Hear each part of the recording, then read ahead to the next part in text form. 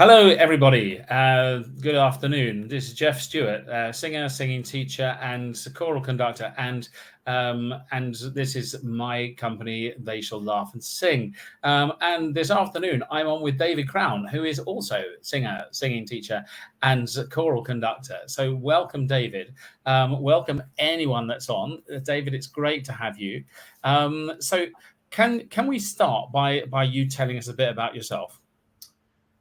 Yeah, sure. I really started music as an instrumental player. I started playing violin when I was about 4, and played in orchestras, and I was quite a decent fiddle player and youth orchestras and stuff. I never really thought about singing at all. Singing was never part of my world. I was like into all the romantic, like orchestral music and the concertos and all this stuff. And I didn't understand what anyone saw in Bach at all. Mm-hmm. And then I went to Purcell School, which is a music school in Harrow. And still as a violinist? I went as a violinist, yeah. And then my mum said to me, "Oh, you have quite a nice speaking voice. Have you thought about getting singing lessons?" And I was like, you know what teenage boys are like, "Oh, yeah, okay."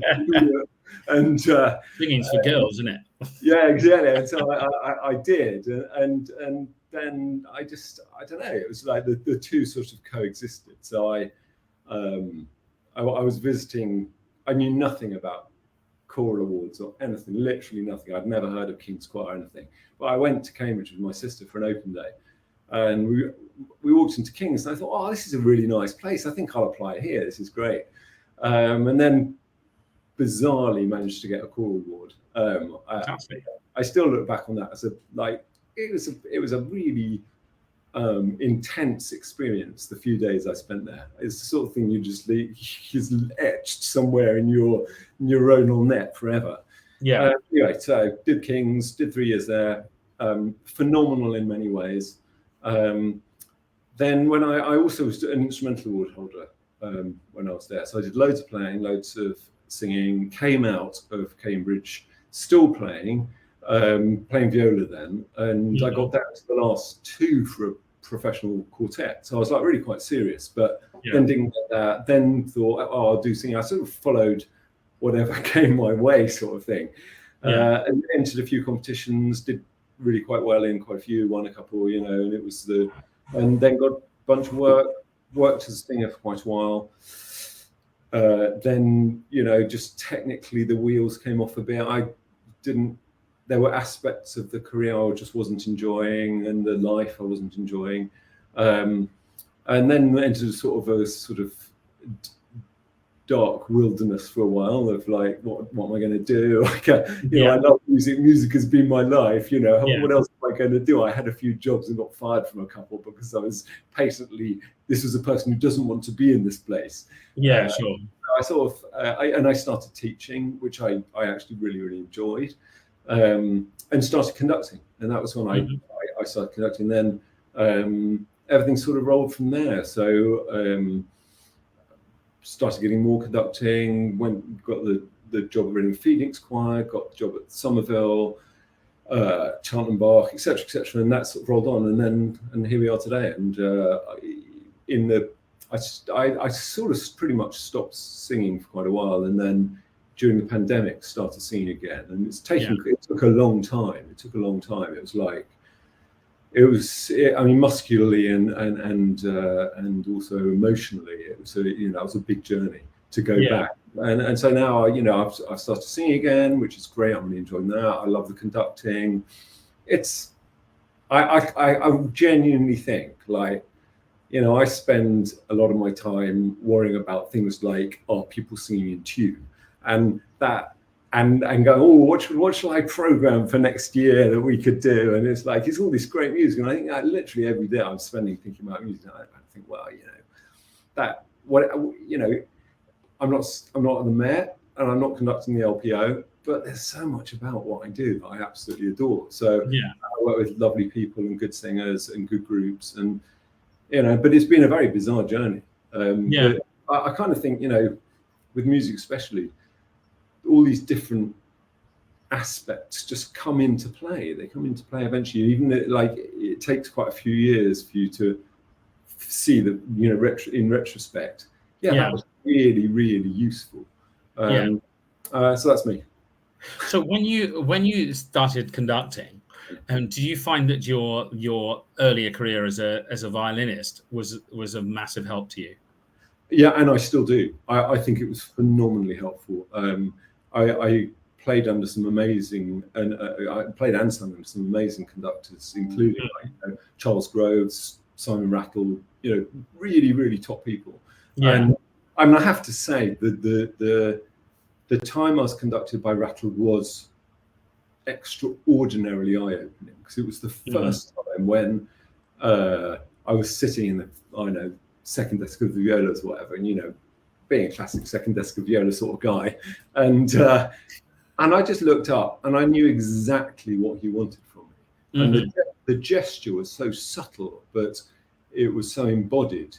And that was a real, like, those sort of things, those lessons, I was like, and I was like, you know, what is he doing, and what is it that makes what he does so different from so many of these other people that I've been so that was really, really interesting. But yeah, absolutely. And now it's great because, you know, when I'm working with orchestras as well, there's a, you know, there's a feel of it, you know, I've settled into it as well a bit. I was quite nervous first up, in a way that I was never so nervous with choirs, weirdly. But now I really enjoy that too, and especially having worked with some people quite a few times, you know, that's always changed, makes it so much easier and nicer. But definitely help. Just and even in the way that I look at music and look at scores, I think. Yeah, it's funny. I'm completely the opposite way around, because I was one of those. We had a class at the Guildhall for general musicianship for thick singers, who had only really discovered that they could do anything when they were 19, 20. And so I've been in church choirs all my life. So conducting choirs was really natural to me. But in front of an orchestra, you think, okay, where's the on button? How is this going to work? But I've been lucky. I've managed to gather around me a group of really good players who will come in and make sure that I don't come to grief too badly. And gradually, you then start to get to learn, which is really lovely. But thing, I think, both ways. You know, they've got to appreciate that you're not an idiot, and I understand that. And you've got to see that they're what their skills are, and allow that to come into play, and really trust that too. And I think that's quite a hard thing, rather than, you know, driving them in a different way. It's a hard thing to get used to, for sure. Yeah, especially if you haven't done it young. Yeah, absolutely. But where do you find the differences in your choirs? Like you've done Somerville College, and now you have Opus 48, and you have the Cheltenham Bach Choir and Vox. What do you find are the differences between them? Well, Somerville was a different animal altogether, because of being an intrinsically undergraduate choir. And, you know, it's just a very different gig, that. I mean, I wondered, you know, when I was at King's and I was a sort of 19-year-old who knew literally everything there was to know, why Stewart Cleavery was so, at times, so grumpy with us. Yeah. But having worked with undergraduates, I now understand why. And, you know, his thing was, it was about discipline, and, you know, that a lot of undergraduates don't have that sort of discipline. It's a different world now, and you simply can't treat people in the way he treated us.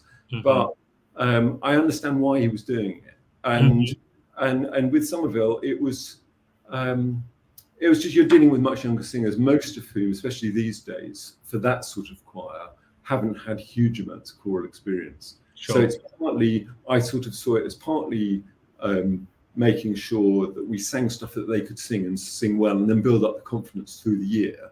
And of course, you lose a third of the choir anyway, and you have to start all over again. But it was a gradual build on that sort of thing. But also, for me, it was like, these people are going to go out and leave here and sing for another, you know, 50 odd years, hopefully.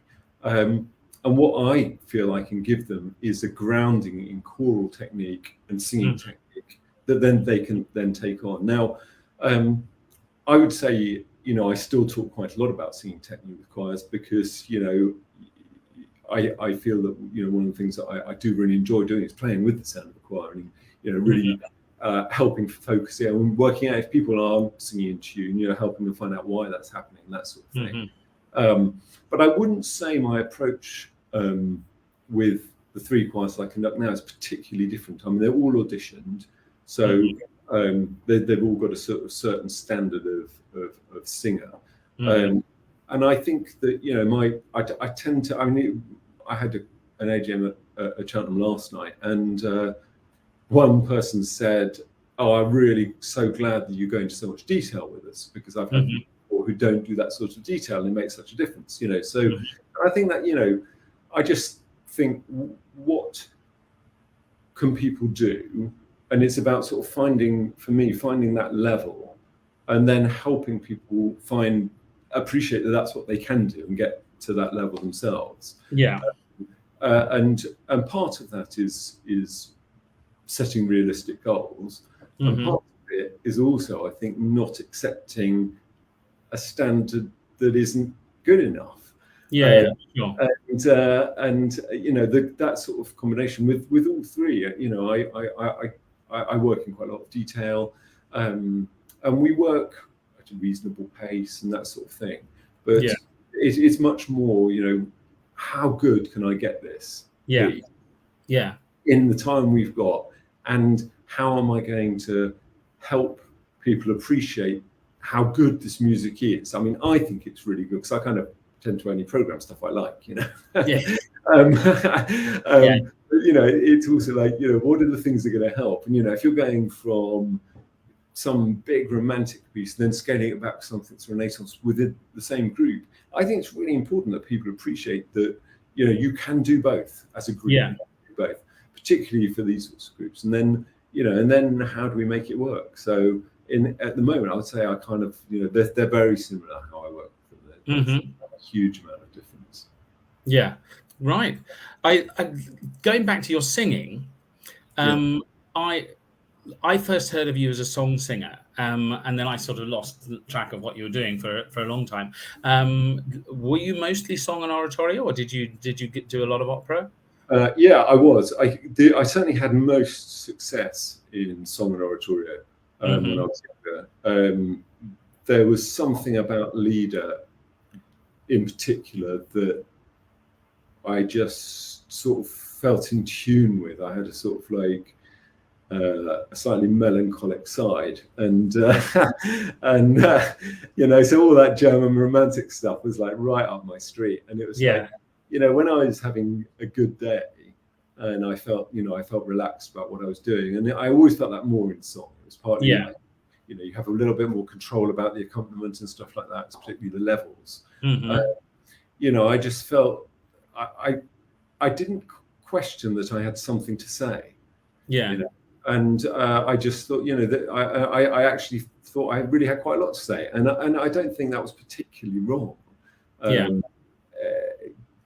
And it was so I did do a lot of that, and then I love doing the oratorio, partly because, you know, oratorio is great if it's, for the most part, if it's a good gig, that's great. If it's a bad gig, it's over in a day. Absolutely. You know, and so that was great. And I wasn't a huge one for like being away from home for a lot of time, and also I think for my voice and the way it was in those days, a lot of the roles that I really should have been singing, I was way too young for. And, you know, it's incredibly frustrating to so many younger singers to be told, "Oh, you're too young, you're too young, you're too young." For a lot of them, they actually are too young, either because, you know, just vocally it's a different sound, or that the bloke is supposed to be 60. And if you're 20, if you're 24, then it just looks, you know, you see it sometimes. Some of the younger singers, they sound fab. But, you know, they've got a big grey wig on with all this beautiful skin. You know, this really was. Are you really that person's dad? I'm not so sure about that. Absolutely. So that slightly derailed me as well operatically. I never quite felt, you know, if I was going to thinking, you know, in this gig, I really should be singing the commendatore. And no one's going to cast me as that. They're not in the real world. They'll cast me in the smaller opera house, little touring group world. Yeah, because they'll want the voice. But the trouble is, once you've been cast for those companies, then the big companies tend not to. Absolutely. I remember having a conversation during a coaching at Opera North, and this coach said, and he was one of the heads of casting, said, I went to see a terrific Carmen last night. The Carmen was amazing. And he said, funny enough, we're looking for a Carmen here. I said, well, why didn't you try her? Oh, no, we couldn't have her. She's singing for this small company. It's a mad world. It's a mad world. Yeah, absolutely. Think I used to be much more sort of railing against the things that I felt were not fair. Yeah. Rather than look, it's hard. I'd had a lot of very, very high quality music in my life. Yeah. From, very, very early on. And then to actually coming up a wall of actually not being able to do that. In song, great. In some oratorio, absolutely, but in opera, not. It was very tough, and so I used to get quite cross about that. And it's pointless, It's a system, and I think a lot of it works really, really well. But there's no job in the world that's completely fair all the time to everybody. And music is just the same. But it also reflected on the fact that in the end, I talk to younger singers about this a lot. My technique was not solid enough for a big company to be able to trust me enough. And I think that is a very big thing. People don't appreciate that. It's not all about the voice. You can have a fantastic career with a good voice, but a really solid technique. So they'll give you lots and lots and lots of roles. Because they know every time you turn up, you're going to sound good or sound the same at least. Yeah. And that's a tough thing to understand. And I definitely didn't have that. So it was fair enough, really. Yeah. No, it's hard. It's a different world, isn't it? So do you find where are you singing? I saw you're doing is it a Winterreise coming? Yeah, I did a Winterreise in Oxford just now, and right, and good. Yeah, but it was good. I think it really was good. Yeah, I really enjoyed it. I remembered it all. That was good as well. Mm-hmm. I think that's a bit of a muscle. Actually remembering 24 series of German songs. So I was pleased with it, and technically it was in pretty good nick. So good. And then and so I'm just pushing out for other things and other oratorio and song stuff as well. So do you find that because you've got such a following as a conductor now, that you've got an almost built-in audience for your concerts? No. You don't? Oh, really? No. Sorry. I wouldn't say so. No, I think that. No, I don't think that at all. It's a bit. I don't know. Audience is a bit of a funny entity these days, I think. Yeah, sure. You never quite know what's going to happen anywhere. There were certainly for that one. There were lots of people I didn't know at all, which was nice. Great. And then obviously there were some that I did, but no, I think in some ways also, it's about.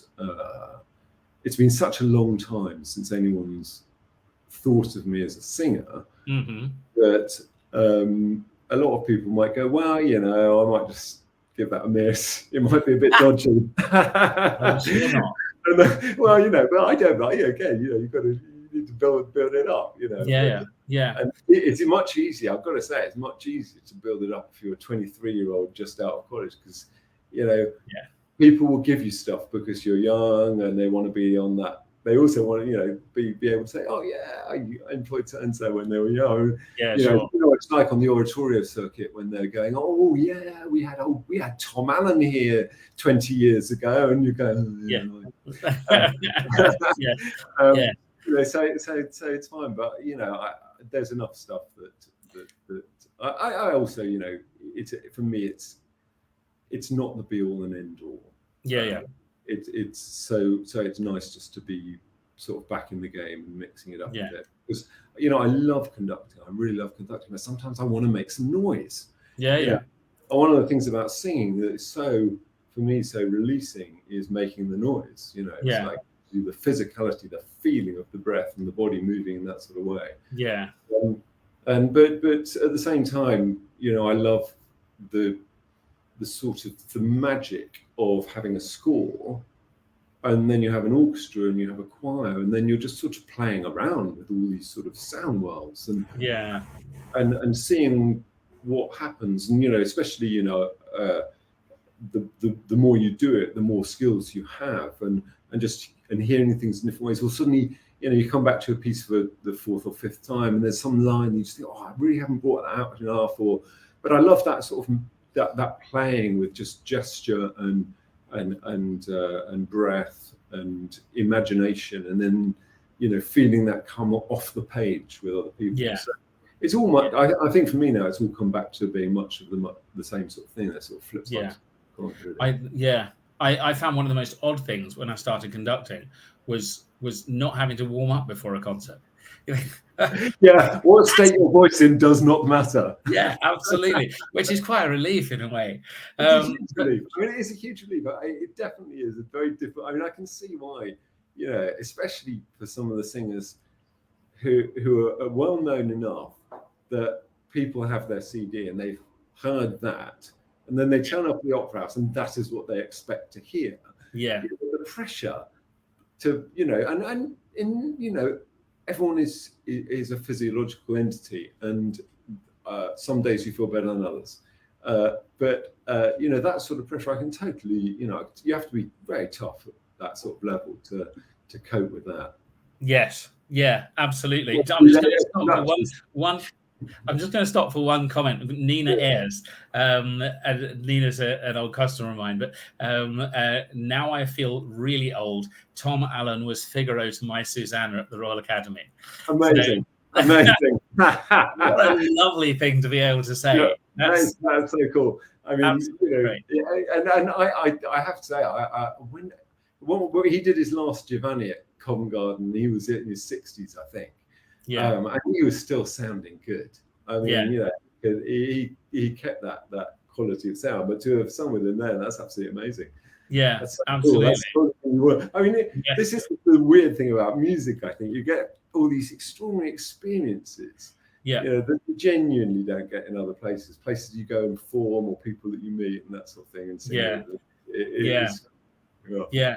I remember years and years ago going to one of the guys at Guildhall was touting around for people to come and bolster the LPO chorus, and I said I'll come, and because it was for Camina Barana, a recording with Zubin Mehta conducting, and I thought that I've got to see, and he said we only want second basses, so I had to convince him that I could sing second bass, and we did it. God, the power of the man as he was conducting was just extraordinary.